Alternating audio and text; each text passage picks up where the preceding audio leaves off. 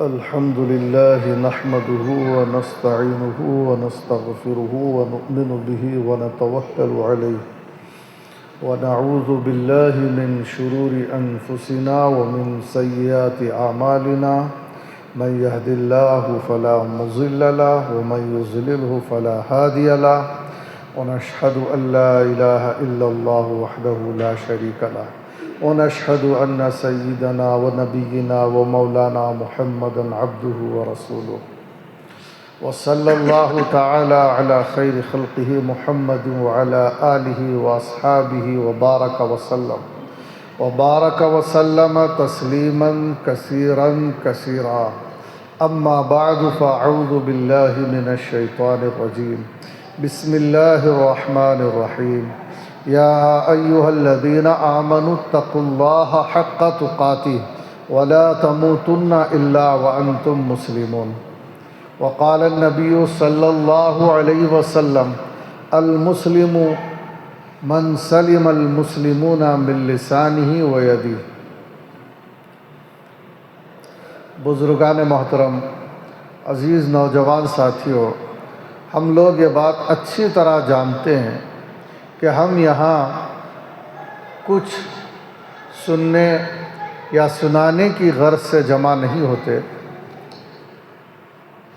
فکر آخرت کو لے کر جمع ہوتے ہیں۔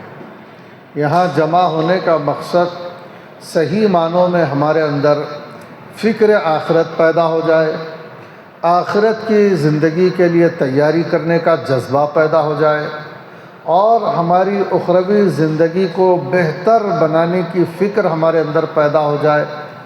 اسی لیے اسی طرح کے آیتیں، اسی طرح کی احادیث، اسی طرح کے بزرگان دین کے واقعات پیش کیے جاتے ہیں، سنے جاتے ہیں، سنائے جاتے ہیں، تاکہ ہمارے اندر ایک انقلاب پیدا ہو جائے۔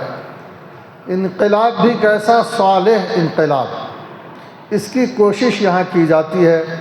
یہ بات ذہن میں رکھتے ہوئے سننا چاہیے اور یہ سوچنا چاہیے کہ ہو سکتا ہے کہ یہ مجلس، یہ محفل میری زندگی کا فیصلہ کر دے، میری زندگی کی تبدیلی کا فیصلہ کر دے۔ یہ سوچنا چاہیے کہ ہو سکتا ہے کہ مجھے اس مجلس میں اب سچی توبہ نصیب ہو جائے، ہو سکتا ہے کہ مجھے حقیقی خوف خدا میسر آ جائے، میرے دن رات بدل جائے، میری ذہنیت صاف ہو جائے، میرے قلب سے زنگ نکل جائے۔ اللہ سے امید لگانا چاہیے۔ کیوں؟ اس کے ہم محتاج ہیں، اس کی ہمیں ضرورت ہے۔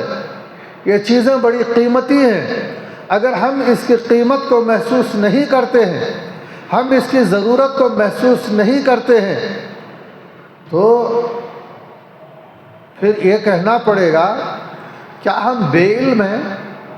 کیا ہم بے عقل ہیں؟ کیا ہم دنیا دار ہیں؟ کیا ہم نام کے مومن ہیں؟ کیا ہم رسمی طور پر کلمہ پڑھ لیے ہیں، ہمارے کلمہ پڑھنے میں کوئی سچائی نہیں اور ہمارے مسلمان ہونے کے اندر کوئی مضبوطی نہیں؟ یہ سوالیہ نشانات پھر پیدا ہو جاتے ہیں۔ اب میں اس کی طرف آنا چاہتا ہوں کہ میں نے جو قرآن کریم کی ایک مشہور آیت آپ کے سامنے تلاوت کی ہے، جسے آپ خطبہ نکاح میں بھی سنتے رہتے ہیں۔ یہ کہا گیا ہے کہ یا ایھا الذین آمنوا اتقوا اللہ، ایمان والوں سے خطاب کیا گیا ہے کہ اے ایمان والو، تم کو اللہ تعالیٰ سے ڈرنا چاہیے۔ یہ کہا جا رہا ہے، اس کی ضرورت کا احساس دلایا جا رہا ہے۔ اور صرف ڈرنا ہی نہیں چاہیے، حق تقاتہ، جیسا ڈرنا چاہیے ایک مومن کی شان ہے ویسا ڈرنا چاہیے۔ ڈرنا چاہیے، اپنی صورت آئینے میں دیکھے تو ڈرنا چاہیے کہ میں مومن ہوں۔ کیا مومن ہونے کے حساب سے میری صورت ہے یا میری داڑھی کٹی ہوئی ہے؟ اپنی آنکھیں دیکھ کر ڈرنا چاہیے، کیا ایک مومن ہونے کے جیسی میری آنکھیں ہیں یا بے حیائی کی مرتکب آنکھیں ہیں؟ زبان کو دیکھ کر ڈرنا چاہیے، اتقوا اللہ، کیا اس زبان پر خوف خدا کی باتیں جاری ہیں یا جو ہے گناہ کی باتیں جاری ہیں؟ اگر گناہ کی باتیں زبان سے جاری ہیں، گناہ کے افعال کا صدور آنکھوں سے جاری ہے، گناہ کے کاموں میں کان استعمال ہوتے ہیں، گناہ کے کاموں میں ہاتھ پاؤں استعمال ہوتا ہے، حرام غذائیں پیٹ میں بھری جا رہی ہیں، غلط قسم کے منصوبے دماغ سے بنائے جا رہے ہیں، دل میں حسد پالا جا رہا ہے، بغض کو لے کر زندگی ہو رہی ہے، ریاکاری کو لے کر زندگی ہو رہی ہے، ایسا دل ہم رکھتے ہیں، گندا ذہن ہم رکھتے ہیں اور گنہگار ہاتھ پاؤں اعضاء جوارح ہم رکھتے ہیں، تو ایسے مومنوں کو کہا گیا اتقوا اللہ، ڈرو۔ ذرا اپنی محنت کرنے والوں، مزدوری کرنے والوں، تجارت کرنے والوں، سیاست کرنے والوں، اپنی آمدنیوں کے سلسلے میں ڈرو۔ کیا تم حلال کماتے ہو یا حرام بھی کما رہے ہو؟ محنت کا ہی گھر لے کر آتے ہو یا رشوت کا بھی گھر لے کر آتے ہو؟ اچھا مال ہی گھر لے کر آتے ہو، خراب مال بھی لے کر آتے ہو؟ اگر ایسا ہے تو ڈرو، اتقوا اللہ، اور اپنے اللہ کے دیے ہوئے جسم کو، اللہ کی دی ہوئی طاقت کو، اللہ تعالیٰ کی دی ہوئی جوانی کو راتوں کی عبادت میں نہیں صرف کرتے، نمازوں میں صرف نہیں کرتے، تلاوت میں صرف نہیں کرتے، ذکر میں صرف نہیں کرتے، دعاؤں میں صرف نہیں کرتے، تو تم کو تو ڈرنا چاہیے، تمہیں ڈرنے کا موقع ہے، اس لیے کہ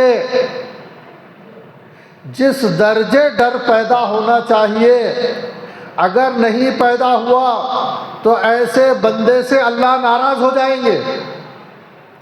اگرچہ کہ وہ آدمی مالدار ہوگا، اگرچہ کہ وہ آدمی بادشاہ تھا دنیا میں، اگرچہ کہ وہ آدمی علم والا تھا، اگرچہ کہ وہ آدمی عقل والا تھا، اگرچہ کہ آدمی لوگوں کے اندر بڑا عزت دار اور بڑا سمجھا جاتا تھا، اس کے پاس اونچا بنگلہ بھی تھا، اس کے پاس قیمتی سواریاں بھی تھی، لوگوں کے اندر اس کی شان تھی، مالدار آدمی تھا، ایجوکیٹڈ آدمی تھا، مالدار خواتین تھی، خوبصورت خواتین تھی، ذہین سمجھی جاتی تھی، محفلوں کی رونق سمجھی جاتی تھی، لیکن خوف خدا سے خالی تھی۔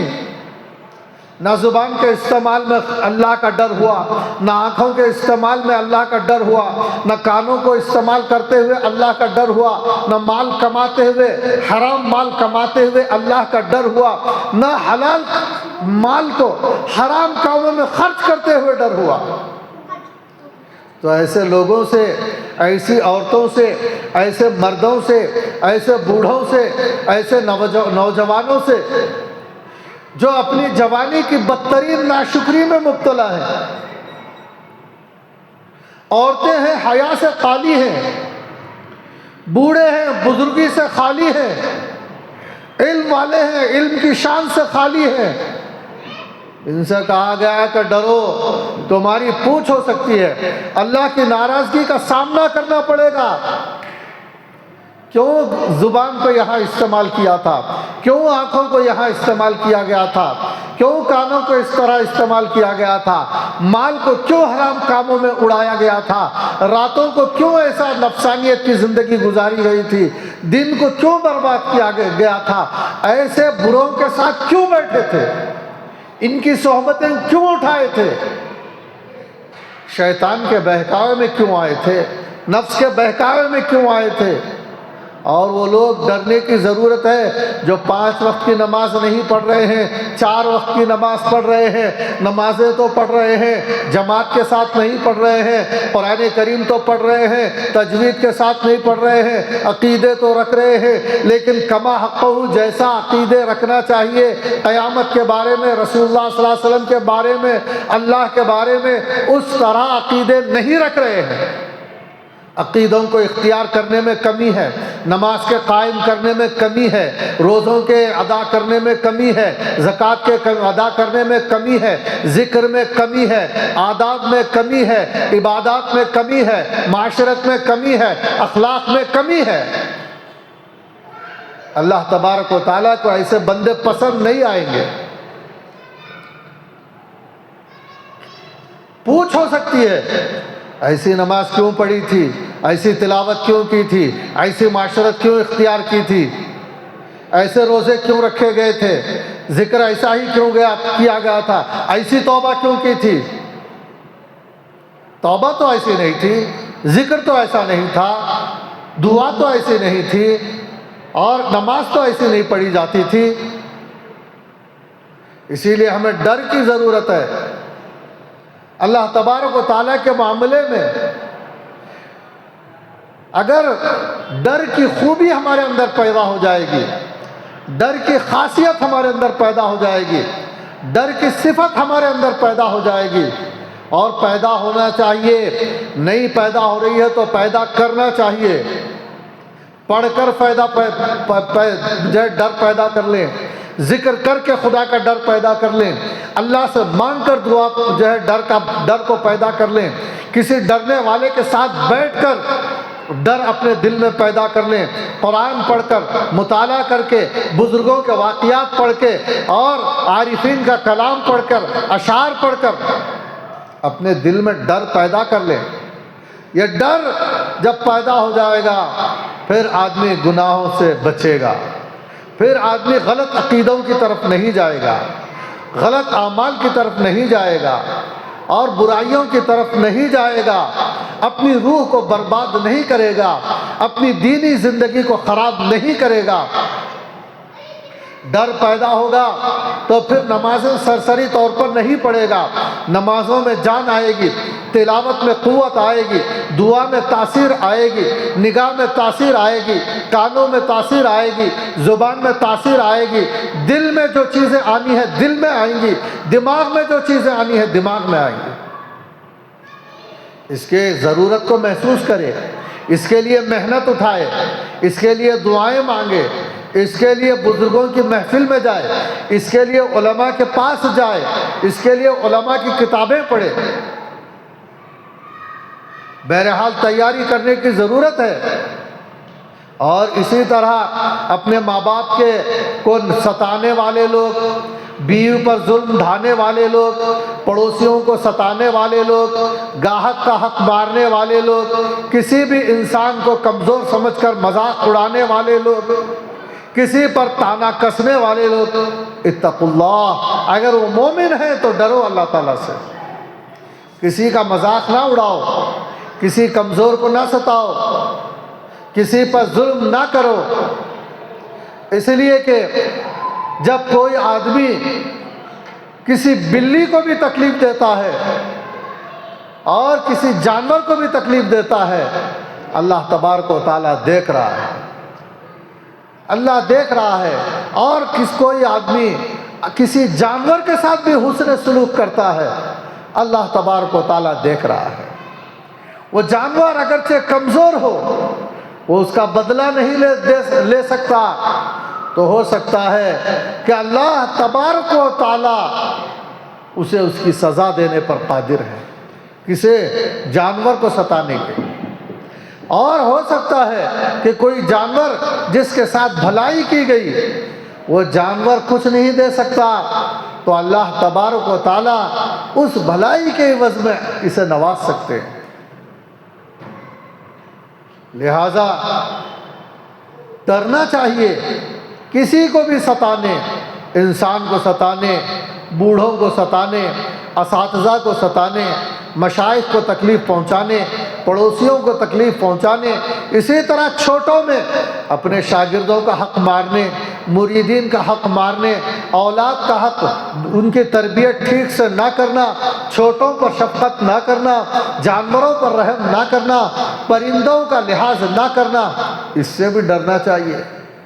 اور ایسا ڈرو حق تقاتہ کہ ڈرنے کا حق ادا ہو جائے، اور ایسا ڈرو کہ گناہوں سے بالکل یا دوری حاصل ہو جائے، گناہ کے قریب بھی نہ جائے۔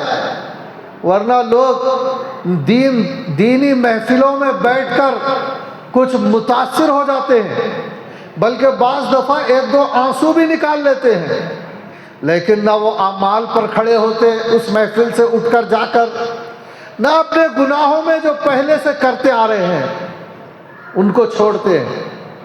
جن گناہوں میں مبتلا تھے ان گناہوں میں مبتلا ہیں، اگرچہ کہ محفل میں ڈر کی صورت بنا لیے تھے۔ یہ صاف گوئی سے کام لے رہا ہوں۔ اور ان اعمال کی کوتاہیوں میں برابر مبتلا ہے، ذکر میں غفلت، تلاوت میں غفلت، توبہ میں غفلت، اور اسی طرح عبادتوں میں غفلت، اعتقادات میں غفلت، اپنی معاشرت میں غفلت، اپنی خانگی زندگی میں غفلت، ویسے ہی سلسلہ جاری ہے۔ جبکہ دینی محفل میں خوف خدا کی صورت بھی بن گئی تھی، وہ تھوڑی دیر رہی اور اس کے بعد جا کر پھر وہی حال ہو گیا۔ اب خوف خدا پیدا نہیں ہوا۔ وَلَا تَمُوتُنَّ إِلَّا وَأَنْتُمْ مُسْلِمُونَ، یہ کہا گیا کہ ڈر کو اختیار کرو اے مومنو، یعنی بالکل برائیوں سے کو چھوڑ دو، جیسا چھوڑنا ہے چھوڑ دو۔ گناہ کی لذت کے پیچھے، لذت کے حصول کے لیے بھی گناہ مت کرو، دولت کے حصول کے لیے بھی گناہ مت کرو، مجبور ہو کر بھی گناہ مت کرو، کسی کے دباؤ میں آ کر بھی گناہ مت کرو، اور کسی کی محبت میں آ کر بھی گناہ مت کرو، کسی لالچ میں آ کر بھی گناہ مت کرو، اور اسی طرح کسی کی محبت میں آ کر نیکیوں میں کمی نہ کرو، کسی سے ڈر کر کمی نہ کرو، اپنی داڑھی میں کمی نہ کرو، اپنی عبادت میں کمی نہ کرو، اپنی دینداری میں کمی نہ کرو، اپنے اخلاص میں کمی نہ کرو، اپنی تلاوت میں کمی نہ کرو، اپنے اسلامی لباس میں کمی نہ کرو، اسلامی معاشرت میں کمی نہ کرو۔ یہ چیز کا فائدہ کیا حاصل ہوگا؟ اگر آدمی یہی طرز زندگی اختیار کرے گا، کبھی ڈر کا حال ہے اس کے اوپر کہ بھی محبت الہی کا غلبہ اس کے اوپر ہے، کبھی کسی گناہ کو لے کر رو رہا ہے اور کسی عبادت میں سرشار ہے، گناہ کے ہونے کے بعد پریشان ہے، اور کبھی تو ذکر میں مست ہے، کبھی مراقبے میں مست ہے، کبھی تلاوت کے مزے لے رہا ہے، کبھی سجدوں کا کیف اٹھا رہا ہے، کبھی رکوع کی حالت پا کر اس کی حالت کچھ اور ترقی کی ہو رہی ہے، کبھی طاعتوں کا سرور ہے، کبھی اعتراف قصور ہے، کبھی طاعتوں کا سرور ہے، کبھی اعتراف قصور ہے ملک کو جس کی نہیں خبر وہ حضور میرا حضور ہے۔ کبھی تو گناہوں کو لے کر وہ روتا بیٹھا ہے کہ اللہ تبارک و تعالیٰ اس گنہگار کو سزا دینا تو دور کی بات ہے، اللہ تبارک و تعالیٰ نے اس کے آنسوؤں کو دیکھ کر، اس کے بلکنے کو دیکھ کر، اس کی خشیت کو دیکھ کر، اس کے خوف کو دیکھ کر، اللہ تبارک و تعالیٰ نے اس گنہگار کو نہ صرف معاف کیا بلکہ اپنے محبوبین میں اس کو شامل کر لیا، کیونکہ قرآن نے کہا یحب التوابین۔ قرآن کہہ رہا ہے، کیسا عجیب و غریب جملہ ہے، اللہ تبارک و تعالیٰ توبہ کرنے والوں کو، اگر ان کی توبہ واقعتاً توبہ ہے، دل کی گہرائیوں سے توبہ ہے، آئندہ کسی قیمت پر گناہ نہ کرنے کی توبہ ہے، تو توبہ کر کے وہ محبوبین میں شامل ہیں، اللہ تبارک و تعالیٰ کے محبوب ہیں، اور اللہ کے جو ہے قریبی بندوں میں ان کا شمار ہو رہا ہے۔ اور اسی طرح کبھی تلاوت کی حالت ہے، کبھی ذکر کی حالت ہے، کبھی کثرت ذکر کی حالت ہے، اور یہ صورتحال ہے۔ یہ صورتحال کیا فائدہ دے گی؟ یہ صورتحال موت کا جھٹکا جب انسان کو لگے گا تب یہ چیز فائدہ دے گی۔ جب دنیا سے جانے کا وقت آئے گا، جوانی میں بھی آ سکتا ہے، بڑھاپے میں بھی آ سکتا ہے، سفر میں بھی آ سکتا ہے، بیماری کی صورت میں بھی آ سکتا ہے، کسی عمر میں بھی آ سکتا ہے، جب آئے گا تو بہترین موت لائے گی یہ زندگی۔ وَلَا تَمُوتُنَّ إِلَّا وَأَنْتُمْ مُسْلِمُونَ۔ اللہ کہہ رہا ہے کہ جیسا ڈرنا ہے ویسا ڈرو، گناہ کو جیسا چھوڑنا ہے ویسے چھوڑو، عبادت کو کیسے کرنا ہے ویسے کرو، لوگوں کو جس طرح معاف کرنا ہے ویسے معاف کرو، لوگوں کو جیسا نفع پہنچانا ہے ویسے پہنچاؤ۔ معاشرت جیسی نہیں رکھنا مت رکھو، جیسی رکھنا ہے ویسا رکھو۔ دل جیسا نہیں رکھنا مت رکھو، جیسا دل ہونا چاہیے ویسا اختیار کرو۔ جیسی ذہنیت نہیں ہونا چاہیے چھوڑ دو، جیسی ذہنیت ہونا چاہیے اختیار کرو۔ اس کا نتیجہ یہ ہوگا جب موت کا جھٹکا لگے گا تو تمہاری بہت بہترین موت آئے گی، بہت اچھے طریقے سے جاؤ گے۔ کسی گناہ کو لے کر رو رہے تھے، کسی آیت کی خشیت طاری تھی، توبہ کی حالت تھی، توبہ کرتے کرتے دنیا سے جانا ہوا۔ تلاوت کی حالت تھی، تلاوت کر رہے تھے، روح پرواز ہو گئی۔ کبھی سجدے میں تھے، روح پرواز ہو گئی۔ ذکر میں تھے، روح پرواز ہو گئی۔ درس میں تھے، روح پرواز ہو گئی۔ باوضو تھے، روح پرواز ہو گئی۔ خوف خدا کی حالت تھی، اور اس حالت میں اس کو بلایا گیا۔ اطمینان کی کیفیت تھی، کہا گیا یا ایتھا النفس المطمئنہ ارجعی الی ربک راضیۃ مرضیہ فادخلی فی عبادی وادخلی جنتی۔ کیوں؟ آخرت کی زندگی ایک حقیقت ہے جسے کوئی عقل مند انسان جھٹلا نہیں سکتا، کوئی علم والا جھٹلا نہیں سکتا۔ آخرت کی زندگی کوئی خیال نہیں ہے، آخرت کی زندگی ایک حقیقت ہے۔ آخرت کی زندگی کا پتہ قرآن کریم سے ملتا ہے، آخرت کی زندگی کا پتہ رسول اللہ صلی اللہ علیہ وسلم کی احادیث سے ملتا ہے۔ قرآن کریم کو کوئی جھٹلا نہیں سکتا، قرآن احادیث کو کوئی جھٹلا نہیں سکتا۔ یہ ایک سچا کلام ہے، یہ علمی کلام ہے، یہ محفوظ کلام ہے۔ اللہ نے اپنی رحمت سے ہمیں عطا فرمایا ہے، فائدہ اٹھانے کے لیے، اللہ پر مر مٹنے کے لیے، اور اللہ تعالیٰ سے ڈرنے کے لیے۔ بزرگان دین کے چند واقعات ذہن میں آئے۔ حضرت شیخ عبد القادر جیلانی رحمۃ اللہ علیہ کا طالب علمی کا زمانہ ہے۔ آپ سفر میں جا رہے ہیں، راستے میں ڈاکوؤں نے پکڑ لیا، آپ سے اس قدر متاثر ہوئے کہ آپ کے پاس اشرفیہ تھی، اس کو لوٹ لینے کے بجائے خود ہی ان کے ہاتھ پر توبہ کرنے راضی ہو گئے۔ ان کی صحبت کی اور ان کی گفتگو کی اور ان کے دیدار کی تاب نہ لا سکے۔ فضیل بن عیاض رحمۃ اللہ علیہ کی زندگی بھی کوئی قابل ذکر نہ تھی، آزادانہ زندگی تھی، بے خوفی کی زندگی تھی، خوف خدا کا گزر نہیں تھا۔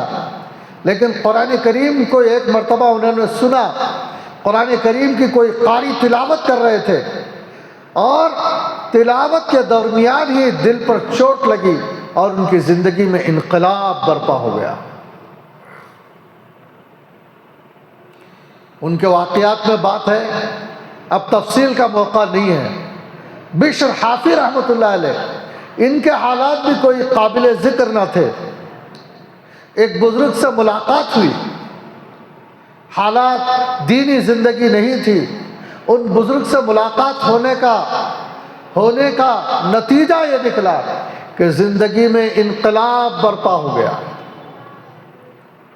اور سچی پکی توبہ نصیب ہو گئی اور اللہ کے نیک بندوں میں شمار ہو گیا۔ اسی طرح بہت سارے واقعات ہیں۔ حضرت مالک بن دینار رحمۃ اللہ علیہ کا آپ نے نام سنا ہوگا۔ یہ خواب کے ذریعے ان کی زندگی کے اندر انقلاب برپا ہو گیا۔ اسی طرح مختلف قسم کے بزرگان دین ہیں۔ حضرت ابراہیم بن ادہم رحمۃ اللہ علیہ، بادشاہت حاصل تھی ان کو، بادشاہت کو انہوں نے ترک کر دیا اور دل کی بادشاہت کو اختیار کر لیا۔ بادشاہت کو چھوڑ دیا کہ اس شاہی زندگی کے ساتھ میں ایک دیندارانہ زندگی نہیں گزار سکتا، اور یہ سوچ کر فقیرانہ زندگی کو اختیار کیا اور دینی زندگی کو اختیار کیا اور بڑے اللہ والوں میں شامل ہوئے۔ ان واقعات کا مختصر طور پر ذکر میں نے اس لیے کیا کہ ہماری زندگیوں میں کب انقلاب برپا ہوگا۔ ہم قرآن بھی سنتے ہیں، حدیث بھی سنتے ہیں، بزرگوں سے بھی ملتے ہیں، دینی کتابیں بھی پڑھتے ہیں، ذکر کے حلقوں میں بھی جاتے ہیں، سمجھ بھی رکھتے ہیں، علم بھی رکھتے ہیں، آخرت کی تیاری کا ذوق بھی رکھتے ہیں، اور واقعات جو ان کے ساتھ پیش آ رہے ہیں، جیسے کوئی قرآن کی آیت سننے کا واقعہ پیش آنا، یا کوئی عجیب خواب دیکھنے کا واقعہ پیش آنا، یا کسی بزرگ سے ملاقات کا واقعہ پیش آنا، یہ واقعات کا ہمارے ساتھ پیش نہیں آ رہے ہیں؟ کیا ہم خواب میں ایسے خواب نہیں دیکھ رہے ہیں جو ہم کو جھنجھوڑ کر رکھ دیں؟ کیا ہم ایسے واقعات نہیں سن رہے ہیں جو ہمارے سدھرنے کے لیے کافی ہیں؟ کیا ہم ایسے لوگوں سے نہیں مل رہے ہیں جن سے ملنے کے بعد ہم سدھر جائیں؟ کیا ایسی کتابیں ہمارے گھروں میں موجود نہیں ہیں کہ وہ کتابیں پڑھنے کے بعد ہم بالکل دھل جائیں؟ پھر کیا وجہ ہے؟ کتاب لکھنے والے نے بڑھیا کتاب لکھی، اللہ تعالیٰ نے اپنا کلام بہت شاندار اتارا، اللہ کے نبی صلی اللہ علیہ وسلم نے اپنی ذمہ داری پوری کی، علماء و مشائخ نے جو درد پیش کرنا تھا پیش کیا۔ کمی تھی تو ہمارے اندر کمی تھی، ہم نے جیسے اس تقاضوں کو پورا کرنا تھا ایسا پورا نہیں کیا، جس درجے اثر لینا تھا ایسا اثر نہیں لیا۔ قرآن پڑھ کر جو حالت ہماری ہونی چاہیے تھی اس حالت کے اختیار ہونے تک ہم نے تلاوت نہیں کی۔ غرض میں یہ چند باتیں اس لیے کہنا چاہتا تھا کہ ہم اپنی زندگی کے دنوں کو اپنے آخری ایام سمجھنے لگ جائیں۔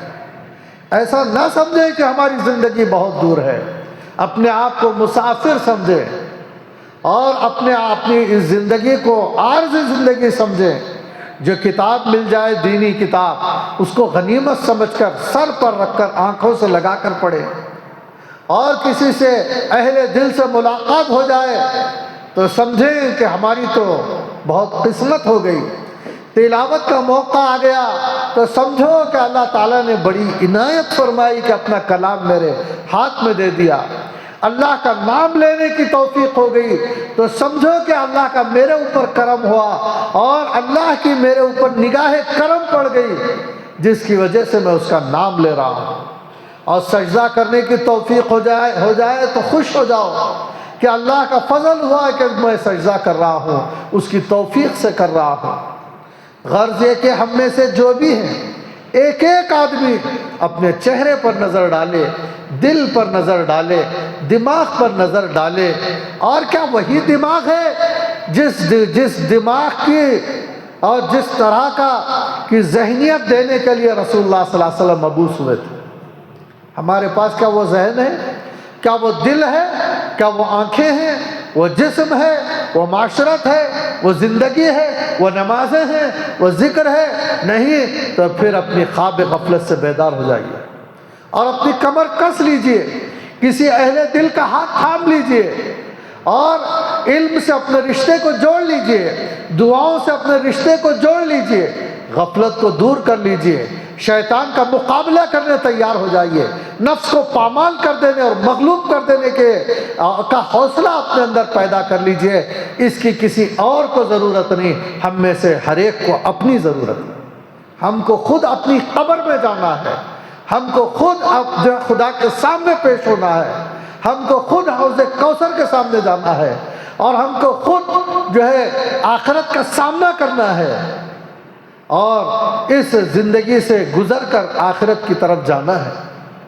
لہذا ہمارا دل میں تو کبھی چوٹ کھائے، ہم میں بھی تو کبھی انقلاب برپا ہو جائے، کبھی خوف خدا کی رمق ہمارے اندر بھی تو پیدا ہو جائے، کبھی ہماری بھی خشک آنکھیں بھیگ جائیں، کبھی ہماری بھی جو ہے غفلت کی راتیں اور ہماری غفلت کی راتیں روشن راتیں بن جائیں، اور ہمارا دن بھی کبھی مومنانہ انداز کا گزر جائے، کبھی ہمارے مطالعے کی بھی کچھ برکت ظاہر ہو، کبھی ہمارے بھی مشائخ کی دعائیں ہمارے حق میں مقبول ہوں، اور ان کی نگاہوں سے ملنے والے جام ہمارا باطن بھی تو قبول کرے۔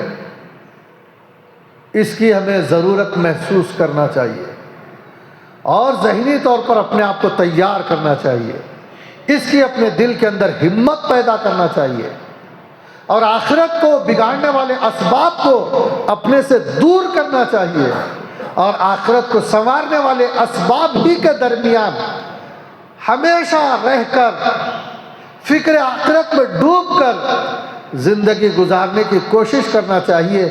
یہ ہوتا ہے اس طرح کی مجالس کا خلاصہ، اس طرح کی مجالس میں آنے کا نتیجہ۔ اگر اس طرح کی محفل میں آ کر ایسا نتیجہ برپا نہ ہوا تو پھر ہم کیا آئے؟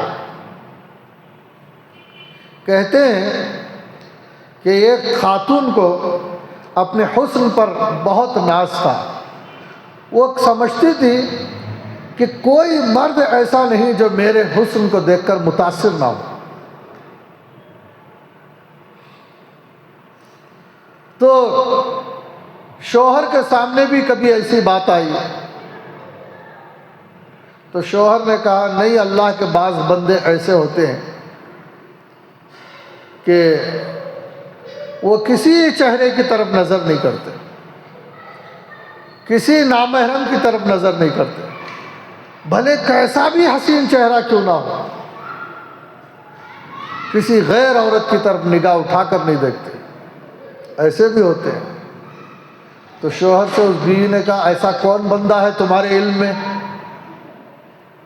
جو کسی کو نگاہ اٹھا کر نہ دیکھے؟ تو انہوں نے ایک شخص کا پتہ بتایا کہ وہاں جانا اور ان سے مسئلہ معلوم کر کے آنا، کہنا کہ ایک دینی بات پوچھنا ہے،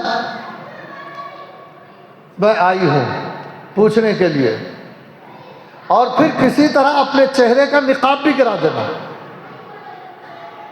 باتوں باتوں میں۔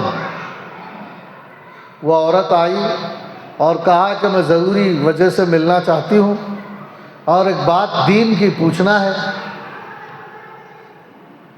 اور وہاں گئی اور باتوں باتوں میں اپنا حجاب اس نے گرا دیا۔ خیر اس کے بعد جو بات پوچھنی تھی پوچھ لیا اور گھر واپس آ گئی۔ کہتے ہیں کہ اس عورت کے ساتھ اتنا ہی واقعہ ہوا، بس وہ گئی اور مسئلہ معلوم کی اور آ گئی، اتنی ہی ایک نیک بندی کی صحبت اسے میسر آئی، اس کی زندگی میں انقلاب برپا ہو گیا۔ اپنے حسن سے متاثر کرنے گئی تھی، لیکن اس صاحب ایمان کے پاس جا کر اس کی تھوڑے لمحات کی برکت یا اس کے خوف خدا کی تاثیر، اس تھوڑی سی گفتگو کے بعد ایسی اس کے اندر سرایت کر گئی، کہتے ہیں کہ اس کا مصلی نہیں چھوٹتا تھا، کبھی ذکر میں ہے، کبھی تلاوت میں ہے، اور کبھی تو جو ہے گریہ تاری ہے، کبھی تو دعا میں ہے، کبھی فکر آخرت میں ہے۔ شوہر کہتے تھے کہہ رہے تم تو ان پر اپنا اثر دکھانے گئی تھی، لیکن یہ کیا ہو گیا کہ تمہارا مصلی نہیں چھوڑتا؟ دیکھیے صحبت کی کیسی تاثیر ہوتی ہے۔ تو یہ سب اپنی جگہ ہے، نیکوں کی صحبت کی تاثیر ہے، کتابوں کی تلاوت کی تاثیر ہے۔ حضرت عمر بن خطاب رضی اللہ تعالیٰ نے قرآن کریم کی تلاوت کی، دیکھیے آنکھوں سے آنسو جاری ہونے لگ گئے۔ کیا تھے تھوڑی دیر کی تلاوت نے ان کو کیا سے کیا کر دیا۔ غرض باتیں بہت ہیں، اگر ہم اس سے فائدہ اٹھانا چاہیں تو ایک آیت ہمارے لیے کافی ہے، ایک محفل ہمارے لیے کافی ہے۔ کبھی تو ہم بھی سوچیں کہ ہمارے ساتھ بھی واقعات پیش آ رہے ہیں، جب کسی کو آیت کی کسی کو تلاوت نے متاثر کیا، کبھی کسی نیک بندے نے کسی کو متاثر کیا، حدیث نے متاثر کیا، کسی عالم نے متاثر کیا، کسی خواب نے متاثر کیا، تو ہمارے پاس بھی یہ باتیں ہیں، ہم بھی کسی طرح متاثر ہو اور اپنی غفلت والی زندگی کو ترک کریں اور ایک مومنانہ اور ایک سچے پکے مسلمان کی زندگی کو ہم اختیار کریں۔ اللہ تبارک و تعالی ہم تمام کو توفیقات سے مالا مال فرمائے۔ وآخر دعوانا ان الحمدللہ رب العالمین۔ اللہم صلی علی محمد وعلی آل سیدنا محمد وبارک وسلم۔ ربنا آتنا في الدنيا حسنة وفي الآخرة حسنة وقنا عذاب النار۔ اللهم اهدنا الصراط المستقيم، اللهم أرنا الحق حقا وارزقنا اتباعه وأرنا الباطل باطلا وارزقنا اجتنابه۔ ربنا لا تزغ قلوبنا بعد إذ هديتنا وهب لنا من لدنك رحمة إنك أنت الوهاب۔ ربنا هب لنا من أزواجنا وذرياتنا قرة أعين واجعلنا للمتقين إماما۔ ربنا لا تؤاخذنا إن نسينا واخطأنا، ربنا ولا تحمل علينا إصرا كما حملته على الذين من قبلنا، ربنا ولا تحملنا ما لا طاقة لنا به واعف عنا واعف عنا واعف عنا واغفر لنا وارحمنا أنت مولانا فانصرنا على القوم الكافرين۔ ربنا تقبل منا إنك أنت السميع العليم وتب علينا إنك أنت التواب الرحيم۔ سبحان ربك رب العزة عما يصفون وسلام على المرسلين والحمد لله رب العالمين۔